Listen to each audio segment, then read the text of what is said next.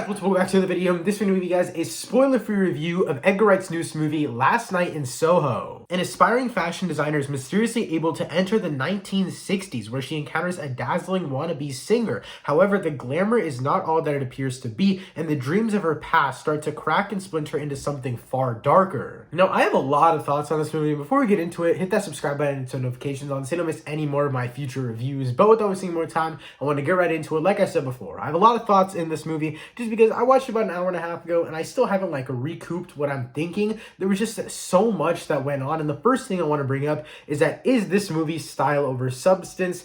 Yes, because at the first layer it's actually very interesting, but when you start to think about it a little more, there's no purpose behind anything. And what I mean by that is, an example is the performances. You have Thompson McKenzie, Anya Taylor-Joy, the late Diana Rigg, and Michael Ajo. And obviously, the late Diana Rigg and Michael Ajo were side characters, but they were still fairly interesting, but we just didn't dive deep enough into them. These performances by Thomasin McKenzie and Anya Taylor-Joy were phenomenal for what they had. They could have done way better, but the writing was just so one-noted for all these characters. That was honestly my biggest issue with this movie, was just the writing for all these characters. It just felt so shallow, I wouldn't say that this movie's perfect strictly because of these performances. Obviously, later on in the movie, stuff gets absolutely absurd, and I don't want to go too deep into it because I don't want to give spoilers away. But just to know that when you go into this movie, these actors and actresses have very high potential. It doesn't really feel like they fulfill it, just because of what the writing style is, and how how Edgar Wright's really focusing on not only editing, which we'll talk about later, but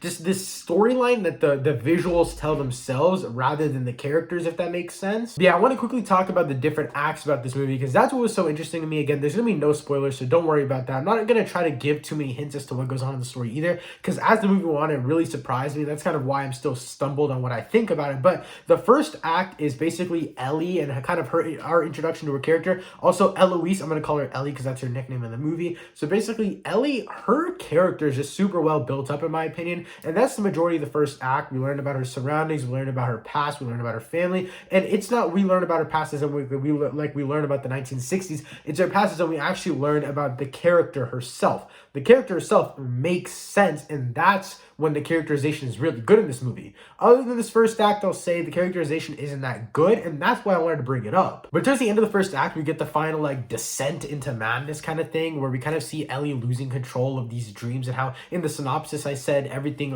goes really dark at a certain point. That's the part where we start to see everything go haywire, and that's super interesting to me because of the way they build up Ellie's character. But the second act is where it gets kind of weird. It kind of starts to go crazy in real life. It's not just a dream world anymore. There's just so much going on in the outside world and the dream world that it just feels like there's so much to comprehend at one time, and it just doesn't really work for me. That being said, the third act, in my opinion, also felt rushed because they were trying to explain everything happening in the first two acts and basically trying to make everything make sense for the audience. And it makes sense why they would do that, but I don't really understand where that all comes in, because it feels like the first two acts we get no characterization at all. But now that I think about it, it's more of the world building, I guess, and the visuals in the world. Now, really quickly, I want to kind of shy away from this acts thing and talk about the editing. This movie has some phenomenal editing. I'm going to say, obviously, I think Dune has better editing. I wouldn't even lie to you guys about that, but I will say I think this has the second best editing of the year. It's absolutely absurd. There's so many mirror shots. It's crazy.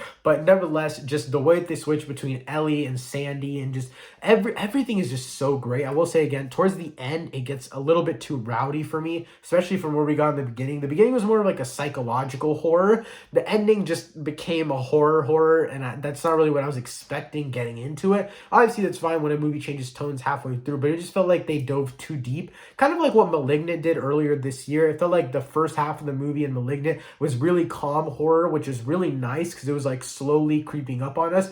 And then the final act just threw everything at the wall and just went for it. I don't think it worked here. And Malignant it did, because it didn't take itself too seriously. This one tries to take itself super seriously, but is so hilariously bad. Also, editing-wise, the only reason I wouldn't put it number one is because some of the CG in this movie is really, really atrocious. Now, I don't think the CG affects my overall score, but just editing-wise, I can't put it over Dune because the CG is just not the best. But yeah, moving on, I want to talk about the writing. I thought this movie had great writing in the beginning, as I said, for Eloise/Ellie's character. She had great characterization, building herself up, building up the people around her. You know, she's a fashion student, or her living in the dorm with other people. That characterization of those other people around her and how they come in later in the story and just stuff like that. That was all super cool in my opinion. And overall, just characterization was really cool in the first act. And then it went a little haywire when they started doing the dream stuff. But it's okay, because towards the end, they kind of made up for it in my opinion. But at the same time, it's like they didn't bring back the characters I wanted to see more of. The thing is, a lot of these characters that were kind of introduced to us in the beginning, I didn't really care about them. One example of that is Sandy. Sandy, Anna Taylor-Joy's character, was just there for me. I mean, she was great in acting wise. She had a great story, all that cool stuff.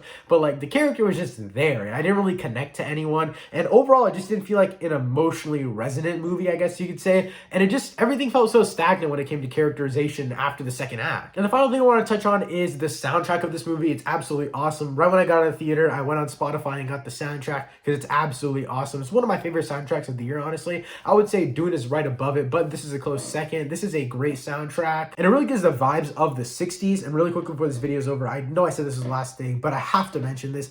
The way that they use the 60s and how uncomfortable it is, like just like men being so aggressive towards women, it makes me cringe, honestly, how well it was portrayed, I guess. It was just, it was scary how real it was. But now for my final score for Edgar Wright's Last Night in Soho. Overall, I thought this movie was pretty good. I thought the performances were great for what they had, but the visuals are absolutely stunning. And is it style over substance? 100%. But I still thought the substance was somewhat there. Overall, I'd have to give this one an 8.5 out of 10. This is one of my favorite movies of the year. I don't think it's like top 3 or top 5, but it's up there. Overall, I think this movie is great. You should definitely check it out on the biggest screen possible because the editing in this movie is absolutely absurd. If you guys have already seen Edgar Wright's Last Night in Soho, let me know what you thought of it in the comments down below. Thank you so much for watching. I'll see you next time. Peace.